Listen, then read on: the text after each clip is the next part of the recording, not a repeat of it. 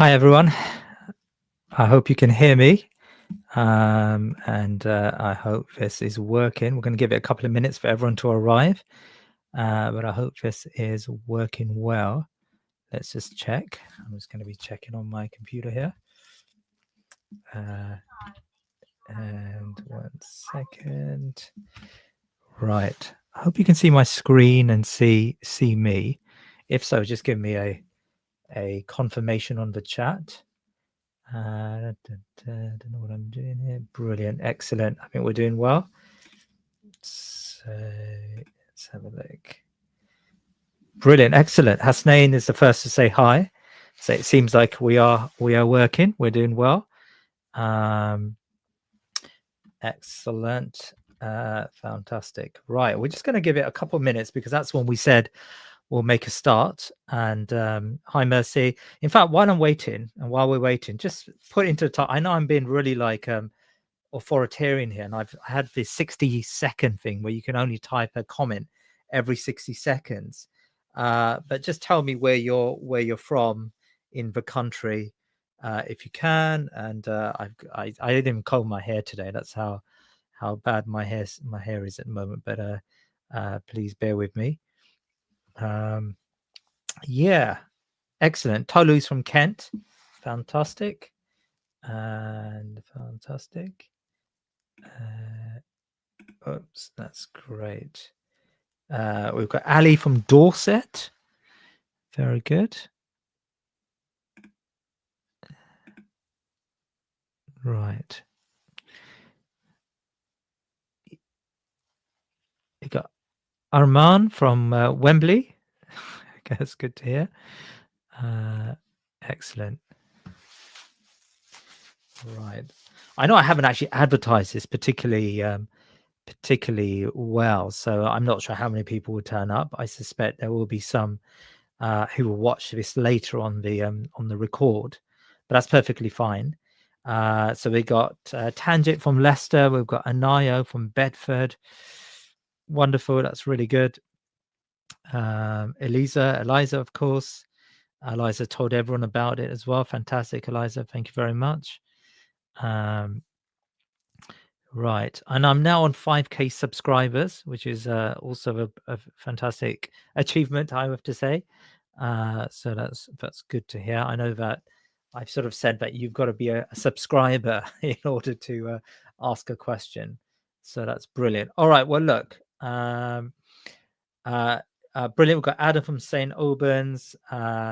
Rahma's here, and she was a student from last year, so it's great to see you, Rahma. We've got Femi from London, and others. Fantastic. Right. Now, I haven't got a lot of time today, so I'm going to get through this as productively as possible. And as I said, I do this every year, and I spend time every year just going through, what am I doing? Going through some of my thoughts about becoming exams. I always have to say at the beginning of every call, every webinar, that look, I'm not a clairvoyant. I can't predict becoming exams. That's just not, exactly how I do it. Oh, 1 second. I'm just going to take this call because it's rather important. Sorry, guys. Let me see how I can take this call. 1 second. No, okay, fair enough. That's the call's gone. Okay. All right, excellent. Okay. So yeah, what was I going to say? Yeah. Now I don't know why my phone is now talking to me. Okay, excellent. Excellent. Right. Let's get rid of the excellent. Okay, great. All right, let's get this going. So yeah. As I said before, look, I can't, completely predict the exams, but what I normally do is find a pathway for students through their exam. And so hopefully one of these questions will come up in your exam, or many of these questions will come up in your exams, but you've got a choice between the between questions. So I hopefully my view is that there should be a course for your exams. Even if I miss out, you know, I don't predict one particular question, I think you should have a course through the exam. So my my advice is all these questions that I work through today, you should revise them as a priority. And I'm going to be flagging up some of the priority questions as we go along. And Shara, yes, you're right. You did your exam last year, and you know, the predictions were correct. So, you know, as I said, I've got no privy to any additional information. I literally do what most teachers do, and that is we just look through the past exams and we try to work out what's the best way to what's the best predictors of questions, or what questions can we predict. Right. Let's just say a few things before we get through to start my predictions, and that is that your focus between now and your exam, so your 3.5 weeks or whatever between now and your exam, your focus has got to be exam questions, right? Don't do anything but focus on exam questions. You know, I feel that a lot of students, what they end up doing is taking lots of notes, and your notes are really your essays. So don't do anything but between now and your exam, but write full essays and plan essays, right? I say this to students every year, and students without fail, some of them do it and some of them don't, and they regret it. So all of the questions I'm going to flag up today, please write them out in your own words, in your own time. Write them out so that you are prepared for your exam. Don't just take notes from the textbook. In fact, the textbook should only be a resource to help you with essay writing. That's it, right? I have all of the plans, all of the questions that I show you today. I have got plans associated with them. I'm not telling you at all to buy these plans, but we've been working since January. We've been working on each and every single one of those essays, and I've got videos and plans, and they're all available to purchase on my website. But as I said, if you feel you don't have to, you don't need that, you just need to get, you know, exam questions and have some focus, that's enough, quite frankly. Right. So in no way am I trying to do the hard sell here. All I'm trying to say is that if you're struggling and you feel not that confident once I flag up these questions, and you would like to refer to a video and refer to some slides in order for you to prepare for those questions, then I'll flag it as we go along where you can get those from on my website. Right. And I've got a 20% off code here. And also you can also access my political ideas sessions as well. That's liberalism, conservatism, socialism, and that can be accessed here. And this slide, of course, is available. As I said, it's available on this link here, and I'll flag up the link at the end. So you can download today's slides from alevelpolitics.com/2025-exams, right? And that would allow you to access those slides. Right. Okay. Let's just get on with what I just, in fact, let me just tell you. So as I said, politics revision is about essay writing. And here's what I feel you should be doing between now and your exam, how you should be preparing for essays, right? And I'm not going to go through this only because I've got an entire video on my website that looks at how to write essays. So you work on you watch that video if you don't know how to revise, or if you've got a problem with writing essays, and it will explain how to do that. If you want to access the video, it's on the front page of my website, alevelpolitics.com. But make sure you write essays. Right, we're then going to start with our first set of predictions, and that's parties, right? We looked at parties in January, and it was series 1, lesson 1 and 2 in particular, where we looked at parties' plans. Okay, so there have been a number of questions on political parties, of course, since the new set of exams. And last year, they had a question about policies and ideas of the established parties and how they've radically changed from their historical origins. The only thing I'm going to flag to you here is that whenever they ask you a question in Edexcel about the big parties, the major political parties, you also have to mention the Liberal Democrats. We weren't so sure, by the way, until last year. But when the examiners put their report together, they did complain that too many students didn't say anything about the Lib Dems and only spoke about the Conservatives and the Labour Party. So the Liberal Democrats have also got to be an inclusion in any essay that you're asked about the major parties, right? Okay, so these are the some of the past questions that are being asked. I'm not going to again go through this. I'm just in any great detail, and neither am I going to go through the specification in any great detail. But what I normally do is I work out what sort of questions have come up before, what does the specification say, and if any of you got access to my, and probably a lot of you do, if you've got access to my A-level politics revision book, what I tend to do is list all the possible questions they can ask you based on the specification, right? So here we go. Here's what I think you should be focusing your revision on. Let's start with political parties. Evaluate the view that the major parties agree more than they disagree on policies and ideas. It's the one question on policies and ideas they haven't yet asked, which is actually the fundamental question about political parties. How do they agree or they disagree, right? Remember, it's talking about major political parties, so you have to talk about the Liberal Democrats as well.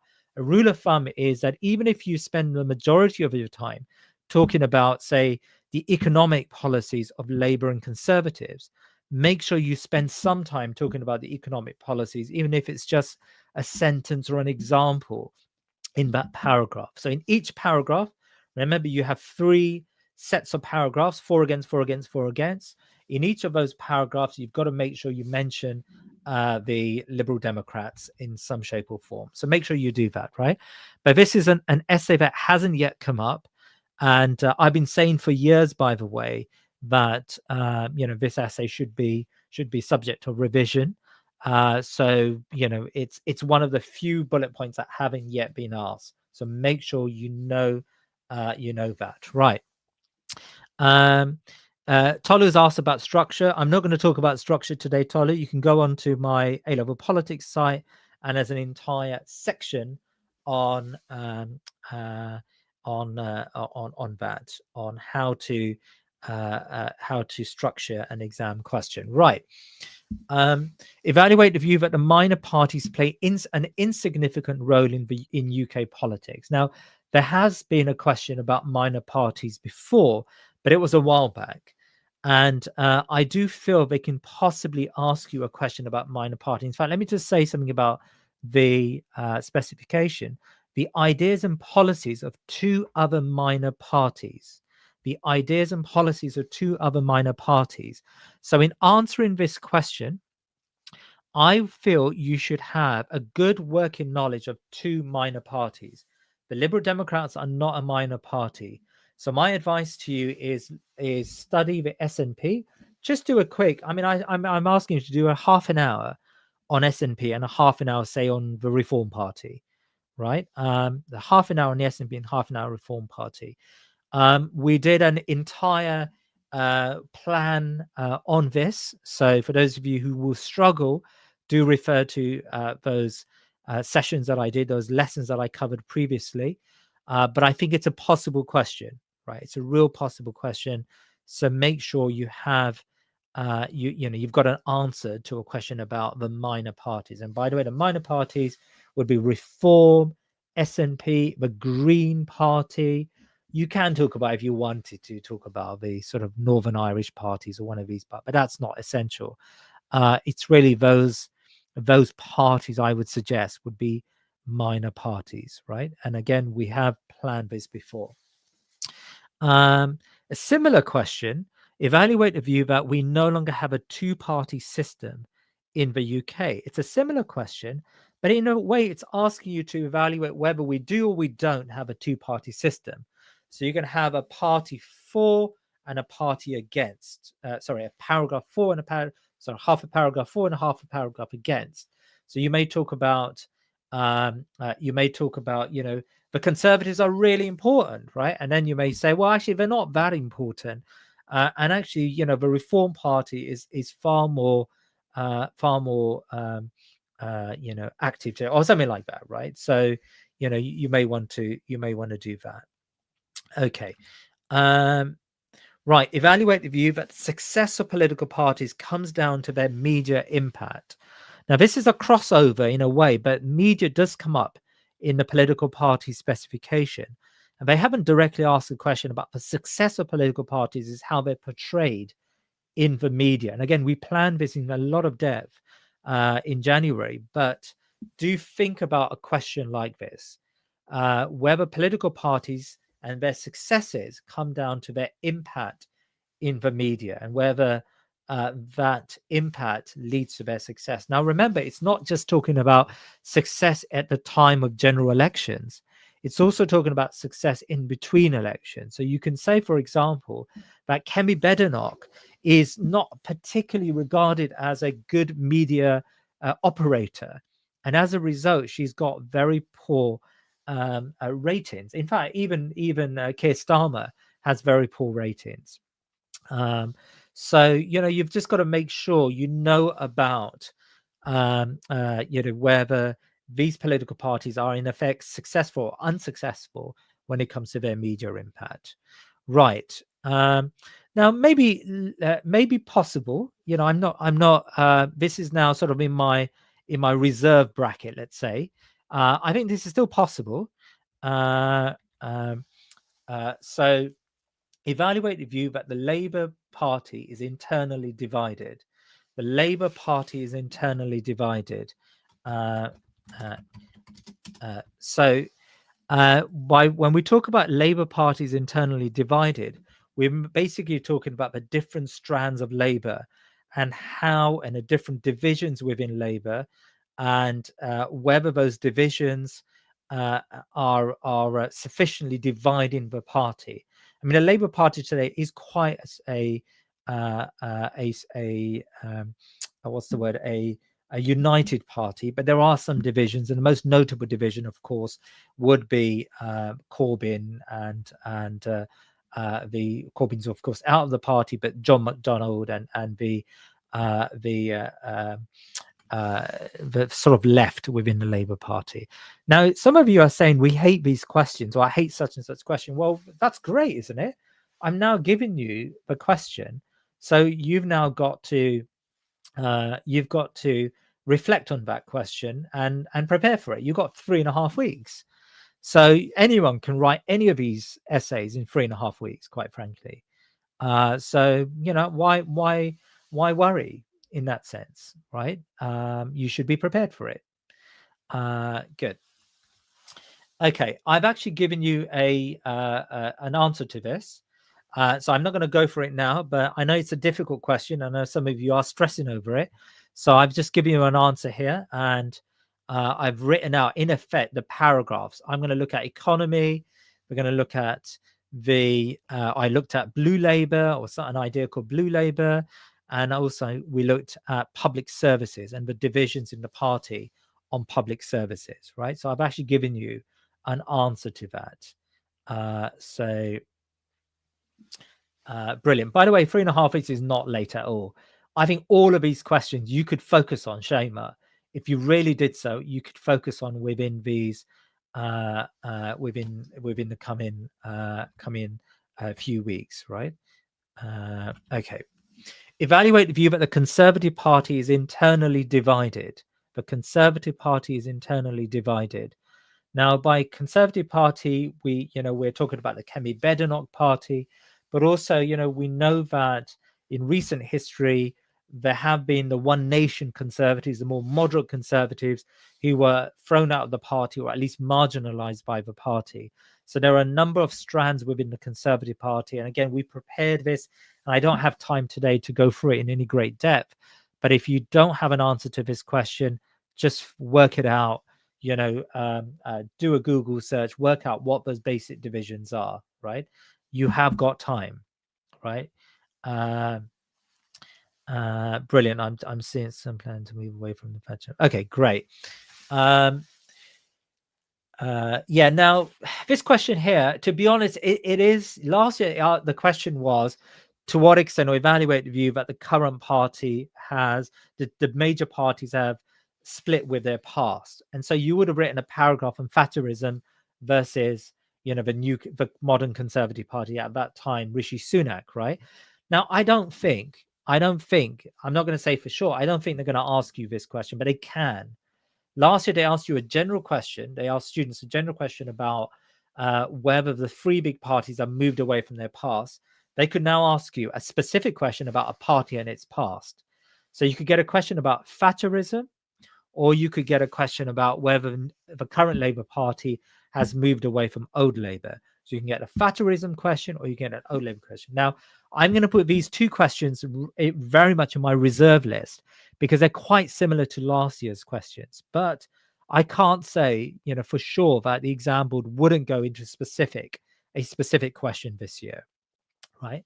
So I know I've raised, a lot of questions here, but the good news is once you cover one or two of these questions, as my students will tell you who studied with me since January on the online webinars, once you answer one or two of them, you can start cutting and pasting paragraphs over, right? So it becomes far more easier for you to do that, right? By the way, parties is probably the most hardest topic, and I've started deliberately with the hardest topic. It sort of gets easier, I think, when it comes to revision. But I think parties looks hard, but once you cover two or three questions, you've basically covered it, right? Thank you, Eliza, for being my marketing person. It's really, really wonderful for you to do that. Great. Okay, so this is another question I could ask. Right. Let's then move on to democracy and participation. Again, we looked at it in the first series. And here are my predictions on democracy and participation. Again, past questions. Last year, I asked this question. Oh, by the way, last year, we almost identically prepared for that question. Students would have been thrown by corporations, and we did a lot of work on corporations last year, right? So last year, I mean, I'll be honest with you, I think that was one of my best fluky predictions, I have to say, because students who came out of that exam said they were well prepared. We did a version of this question last year. I think I missed out maybe the think tanks bit, but I think a lot of students knew about that already. So yeah, it's cool. Okay. So here are my questions, and I think this is probably my most, so like I'm starting with the most obvious question. By the way, there is a logic to this. The first couple of questions are my greatest predictions, and then we sort of get to a sort of more cooling off predictions, right? So I think a participation crisis question would be a wonderful question. So I think prepare for that, right? Prepare for participation crisis question. Yeah, this is a tough one. This is a tough one, I have to say. Evaluate the view that democratic legitimacy is undermined by the state of the UK's representative democracy. Did I put a plan? Okay. I know it's a tough question, so I've actually given you the plan. So work through this plan. I basically said low turnouts, low membership of political parties, and democratic pluralism. And I have to say, they're all it's a tough question. But if you were to focus on this, if you were to, Shaima, I'm telling you now, if you have, don't say to yourself when you look at these questions, but I can't do this. Say to yourself, I've got 3.5 weeks. I now know what to focus on. I can do this. I'm going to tell you, Shaima, last year I had a student who was a D student, and the student said to me, I can't do this. And I said, just focus on these questions. If you want to get some of my plans, pick up those plans, but focus on these. The student came back and said she got an A grade in her final exam, right? So I'm being honest with you. You can do this. You just have to have faith in the process, if that even makes any sense, right? So you can certainly do this, right? I've given you the plan for this, so you can work through that plan in your own time, right? Okay. Great. Evaluate the view that the wider introduction of direct democracy will improve the quality of the United Kingdom's representative democracy. So that's another question, which I think could possibly come up. Direct democracy could improve. More direct democracy could improve Britain's representative democracy? I think it's a good question, right? Now, there's a slightly more trickier version of that question. Evaluate the view that apart from referendums, the introduction of other forms of direct democracy would undermine representative democracy in the UK. So now this question is saying, well, wait a minute, you can't use referendums, but if you can talk about other forms of direct democracy, please talk about those forms of direct democracy. Tough one, because of course some of you don't know other forms of direct democracy, so I have put my plan in it, so you can download this particular plan in your own time, and I go through all the different types of direct democracy. And believe me, you can almost, my advice to you, if you're not confident with this question, write this out in your own words and revise it, and you will be fine. I can assure you, right? Yeah, so Michaela's asked the question. Referendums did come up. Now, remember, referendums is actually an elections question. It's not a democracy question. So referendums is part of the elections topic. And that's why I think they can ask the question, but say apart from referendums. It's a tough question, but I think it's possible. Yeah, so I think it can come up. But, it did come up twice for sure. But remember, referendums are not democracy questions. Referendums are elections questions. I just have to say that, Femi. Have some of these questions come up in your UK revision text? Yeah, lots of them have. Federin. Right. Evaluate the view that rights are no longer adequately protected in UK. There have been a couple of rights questions before, but it's been a while. So I feel that you should make sure you cover rights, because it can come up again. By the way, I'm now saying rights have come up before. So, is it possible that it may come up, may not come up? I'm sort of putting this in my middle tier. These aren't not necessarily core questions, but I think it possibly could come up, right? And that's it of democracy. That's what my predictions are, let's say, on democracy. Right. Grancho, you ask about multiculturalism. I'm not going to go for it now, of course, but multiculturalism, I have got a couple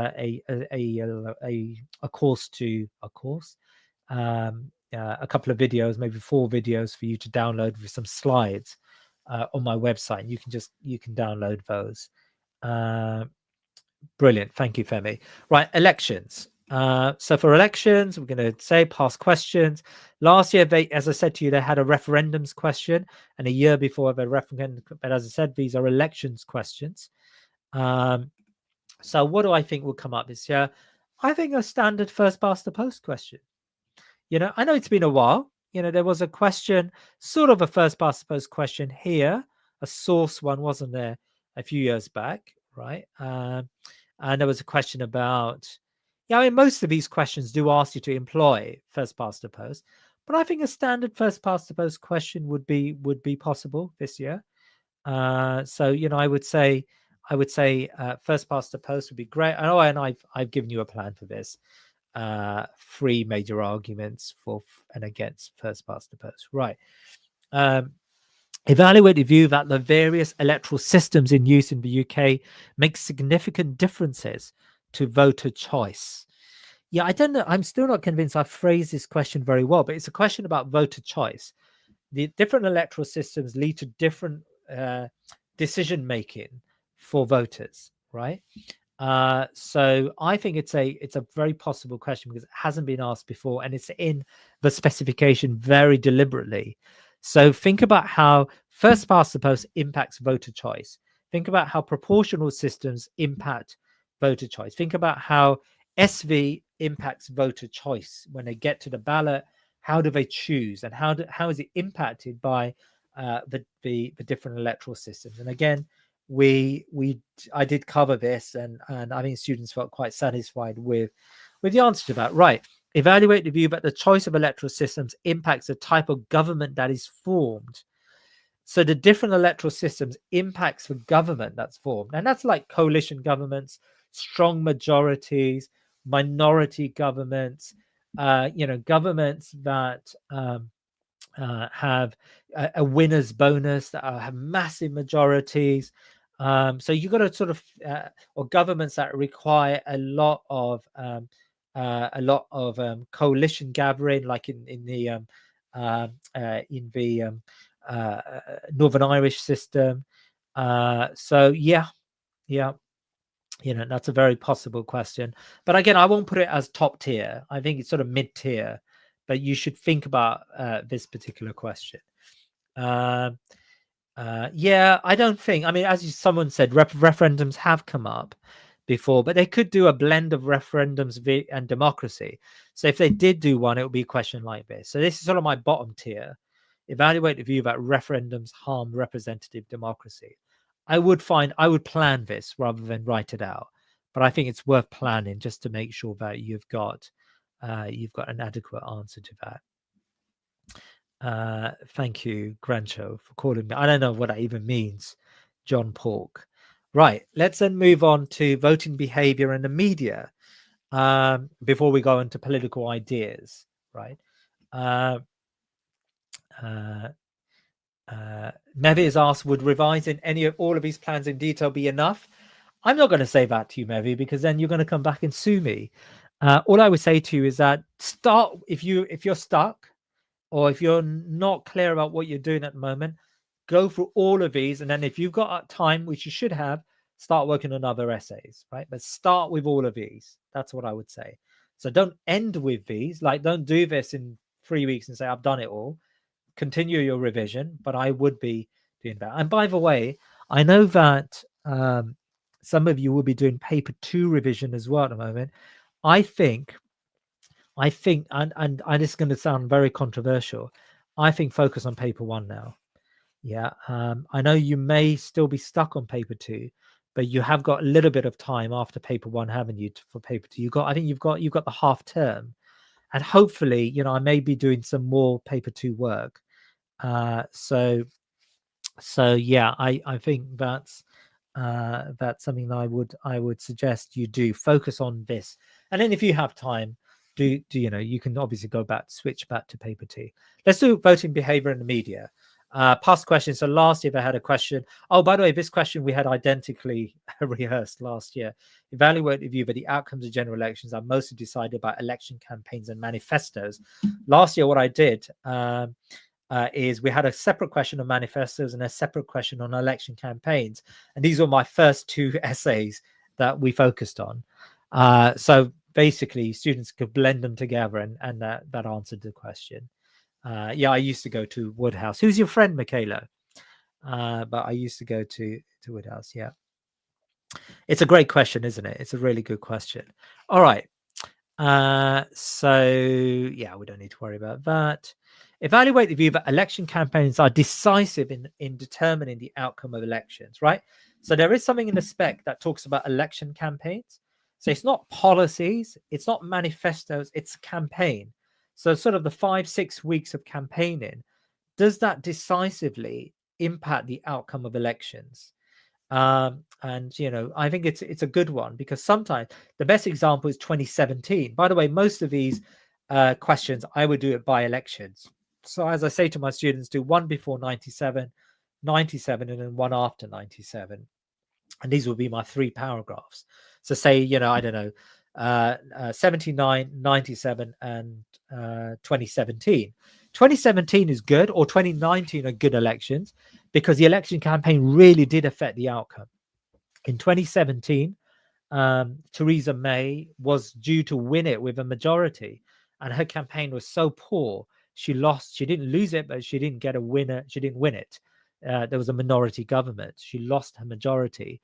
And in 2019, of course, the campaign of Boris Johnson won it for him, right? Because his campaign was get Brexit done, and it was like a referendum on Brexit in effect. Okay, evaluate the view that the election campaigns are decisive in determining the outcome of elections, and I have given you the plan for this here. Yeah, you can use the 2024 election, absolutely. In a sense, the 2024 election was less. It's a good counter in a way, Femi, because the 2024 election, everyone knew that Labour was going to win, and Labour did win, and everyone knew it was going to be a majority, and Labour got a majority. Maybe what people didn't realize is how great that majority would be. But yeah, I wouldn't limit myself to the textbook elections at all. I would talk about 2024 if I can, for sure, in my essay, because that makes you current, doesn't it? Yeah, our man Theresa May is still your dancing queen. Fantastic. Well done. Yeah, it is good to use recent elections, but remember, with the elections topic, you do have to have 3 elections, one before 97, 97, and then one after 97. So your recent elections, and by the way, you can have more than one. So, you, as long as it's the only topic really in component 1, or in UK politics, where you have to go back to history quite considerably, because they ask you for one election before 97. Okay. Oh, sorry. Evaluate the view that the outcomes of general elections are mostly decided by party policies. So policies determine the outcome of elections. Okay, I think that's a mid-tier question, because I think that I feel that it's similar to last year in a way, because policies and manifestos are quite similar, but who knows, right? I think it's worth just being, and it's a good question because there's a crossover with parties. Evaluate the view that the general election success is less about partisanship and party attachment, right? So that's in the spec.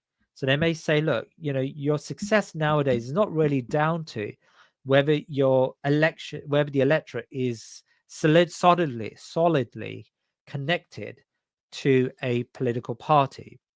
And that basically the answer to this question is that people were far more connected to their political tribe back in the 70s than they were in 97, and certainly they're not now.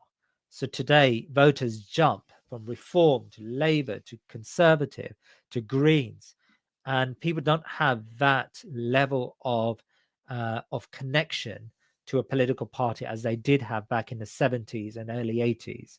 So there has been what we call partisan de-alignment, right? Thank you, Alexander. I hope that's not referring to me.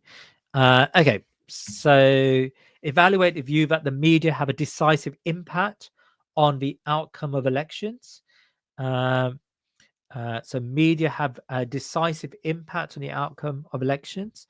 And again, that will be a crossover with the media. It's a good topic to cover. Paul, how much time would you recommend spending on making plans and writing them out? So, my view, Paul, is that in each of these topics, with my core questions, write them out. And then as we go down the list, you actually will have paragraphs that can be crossed over, and then the rest of them, just plan them, right? So write them out and then plan them, right? That's how I would do, the rest of them plan. But don't leave a topic area where all you're doing is planning. I think write them out. And by the way, writing, I've always said to students, and I've said it in my revision thing, that when you write it, sometimes you need to write 2 versions. Like what I would do between now and say a week or half a week before your exam is write these out in untimed conditions. And then what you do in the last, say, half a week before your exam or 1 week before your exam, what I would do is I would rewrite them in timed conditions through memory. So you're writing them in untimed for now, and then you rewrite them in timed conditions through memory. And that's how I think you should do it. Anyway, I talk about this in my on the website when I talk about how to revise. Okay, so that's it when it comes to my predictions. Now, by the way, you guys may be saying, well, there's tons of questions there. But if you look at it, we don't actually have tons of questions. That's not that many, especially for core questions. So I would say, you can plan as many and write as many of these questions as possible. Yeah, Femi, you've got a good thing there. 3 hours for each question. By the way, that's 2 hours if you don't have an answer to the question and you're searching around for an answer and you're Googling it and you're looking at your textbook. after a while, you're going to start having answers because you've written those paragraphs out before. And so you can start working through them in 45 minutes to an hour. Don't count words in an exam. That's nonsense. I wouldn't do that at all. Yeah, Michaela, your politics teacher gave you 111 questions. That's good. That's good. I mean, that's not predictions, right? That's just more. That's a vote. That's an essay bank. Yeah, that's pretty good going. 111 questions. Yeah, so Shaima's asking, what happens if we forget what we wrote when revising the question? You won't forget it because you've written your essay out, and then you would have time to rewrite those essays, or at least scribble down, the main points of those essays. So you're constantly writing. The more you write something, the more you talk about something, the more you remember it. Right. Okay, we've got 20 more minutes left because I've only given myself an hour for this. So brilliant. How much revision in a day? Don't ask me those questions because it's about how much time you have in a day. Okay, conservatism. Let's start with conservatism first. And here are my things. I'm not going to go through this. It's a specification and some stuff that you can read. Last year, I had a fantastic question. To what extent is there more agreement than disagreement within conservatism, right? So you could talk about everything within conservatism if you wanted to, in terms of agreements and disagreements. But I'm not going to, as I said, focus on how to answer that. The year before, they didn't have a conservatism question. They had a state one. They had 2 strands of conservatism: new right in one nation, whether they agree or disagree, and they had a society question, right? You do have to include every strand of conservatism, Tolu.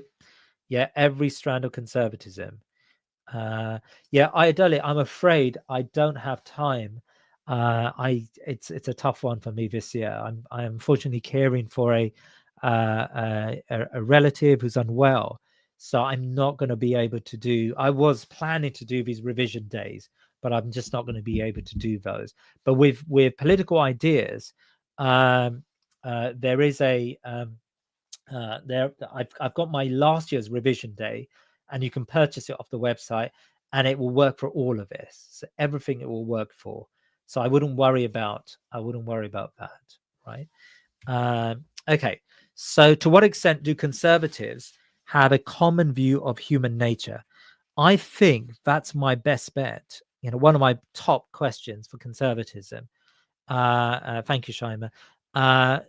Conservatism and human nature. I think conservatism and human nature is my first prediction. Conservatism and the economy is my second prediction. I think it's a good question. It's a tough one. It's a good question, right? So to what extent do conservatives agree on the economy? That's good. So we've got a question here about human nature, and we've got a question here about economy. Right. Okay,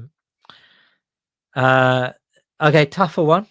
To what extent do conservatives agree on the idea of paternalism? Sorry, let's go back. Why don't I do it? So to what extent do conservatives agree on the idea of paternalism?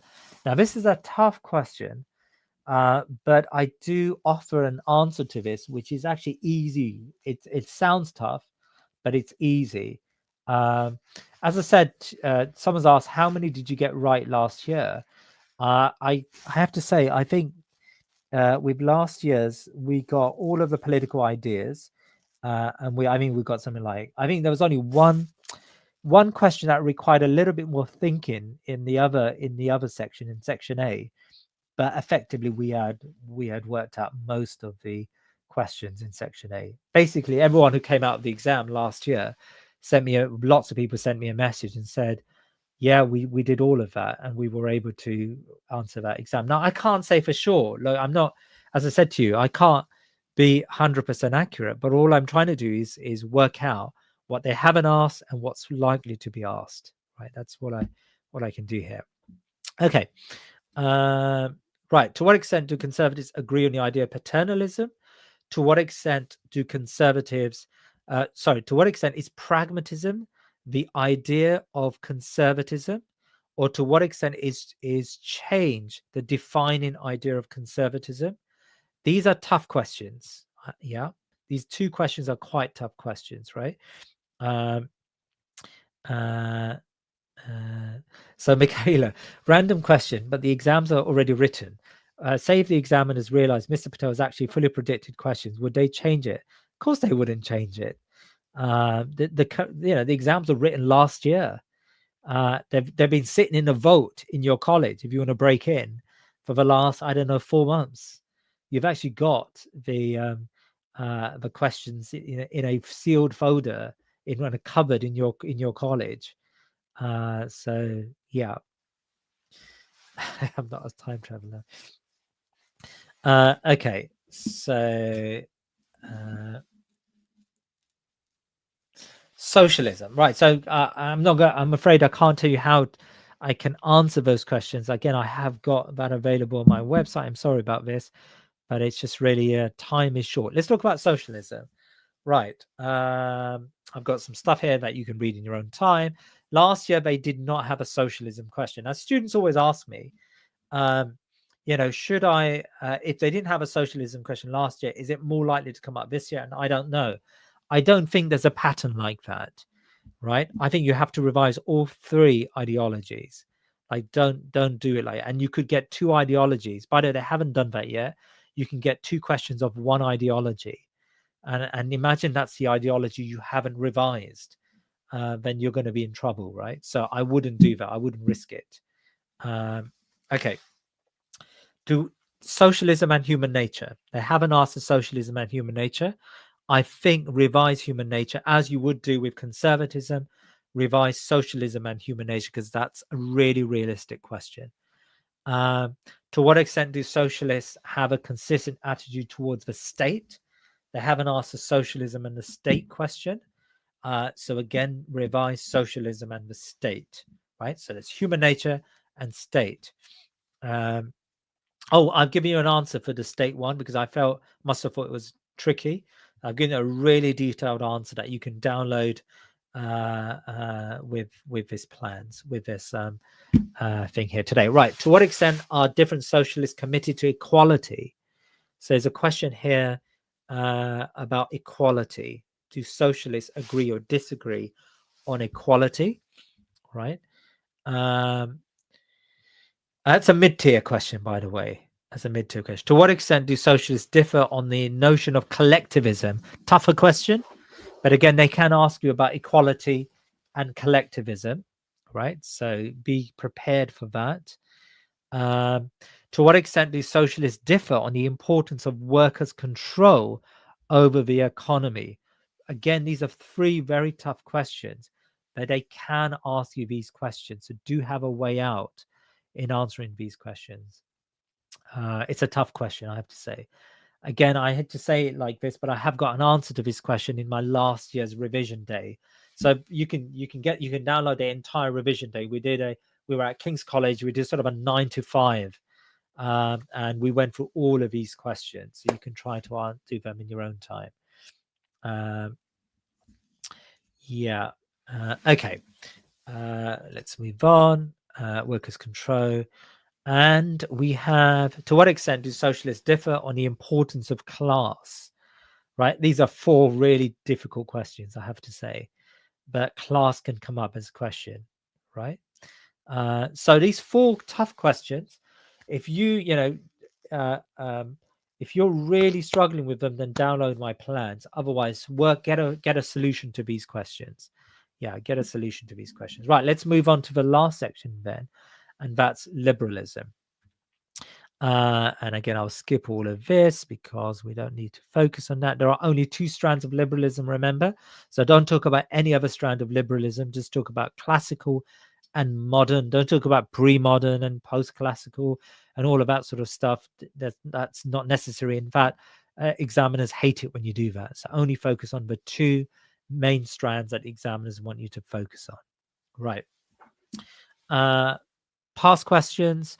Last year, I had a question: to what extent is liberalism divided over its approach to the economy? My second question, I was just looking back today. my second question on the list of liberalism was economy. So, students who would have sat through my revision days would have been able to answer that economy question really well, I think. Right. So, human nature. So here's a pattern here. I think for all three ideologies, human nature hasn't been asked yet. So revise human nature for all three of the core ideas. So make sure you do that. You should revise liberalism and IO. Oh, I've given you an answer to this human nature question because I did think it was a bit tricky.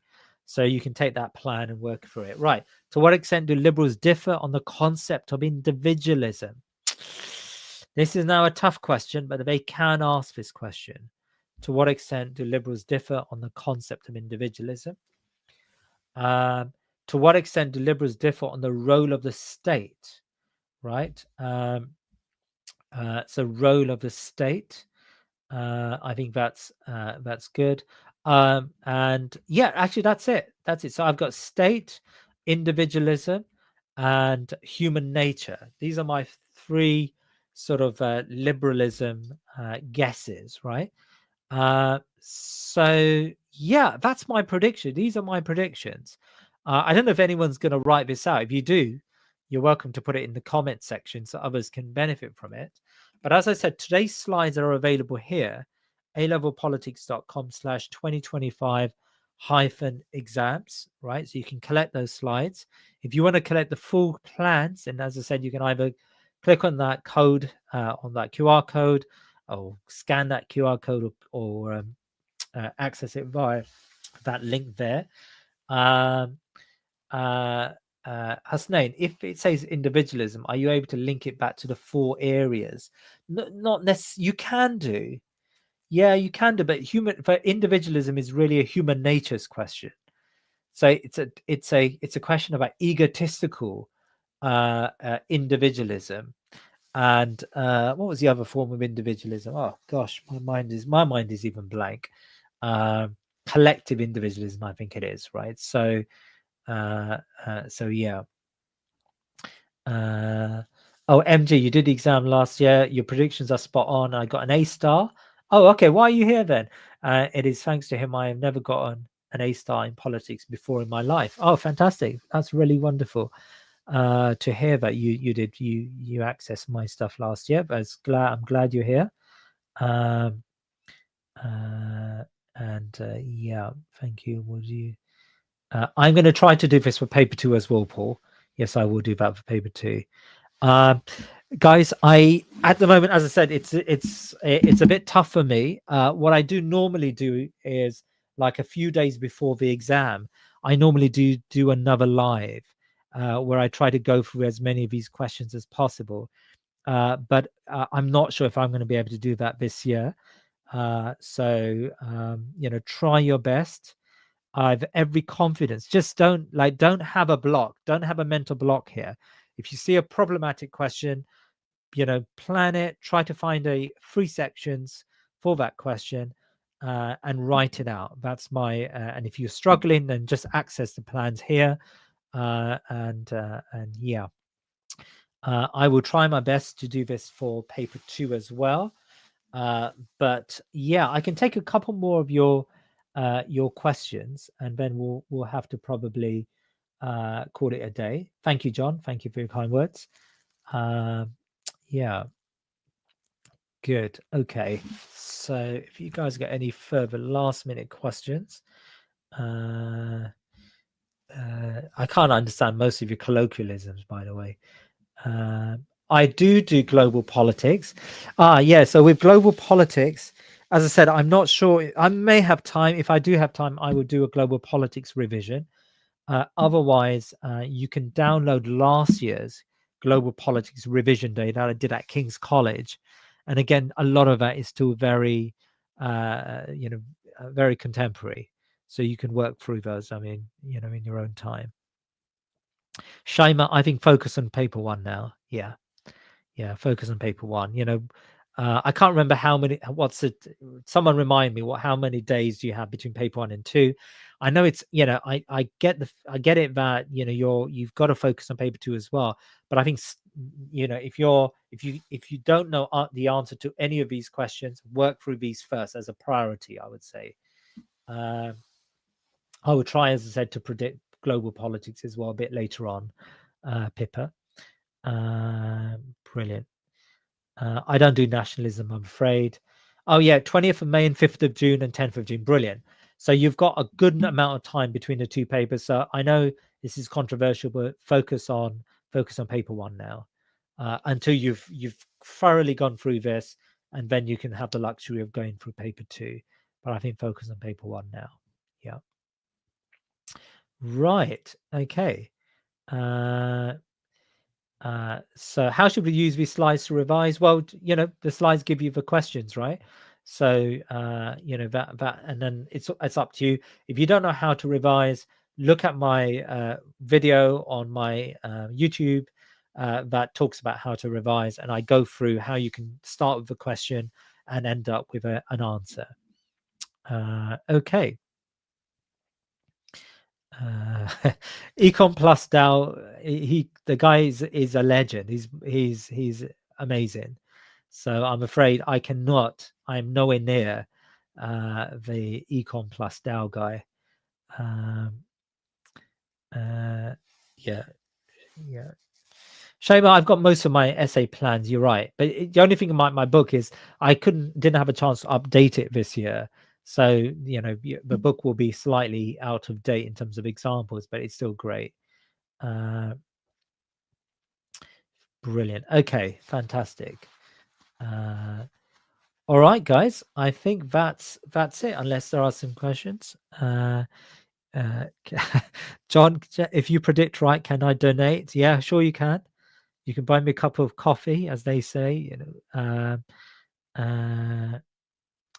No, I'm gonna have to push back. Econ Plus Dow is something else. I don't even study economics, and I look at his videos because the guy goes out an extra mile, I have to say.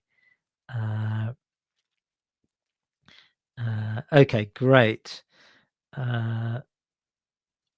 Brilliant. Nafira, you're doing a gap year and you're retaking. That's good. So focus on these questions then. You can purchase these essay plans here, full plans, courses.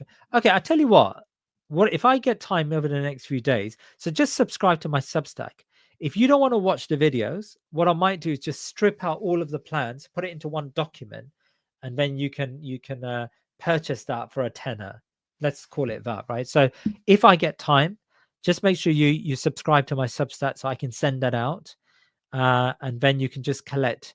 You can get the full plans for a tenner or something. But if you want to watch the videos, then just watch the videos by using that link there. Okay, I think I'm going to stop there. So good luck to you all, and I'm sure you do very well. And let me know how you get on after the exam. And as I said, these are just my best senses of predictions. I can't say for sure at all, really, that I've completely got it right. And then maybe a year where I don't get it right, and it could be your year. I hope it's not, but it is what it is. Good luck to you, and I will see you hopefully soon. See you later, guys. Bye.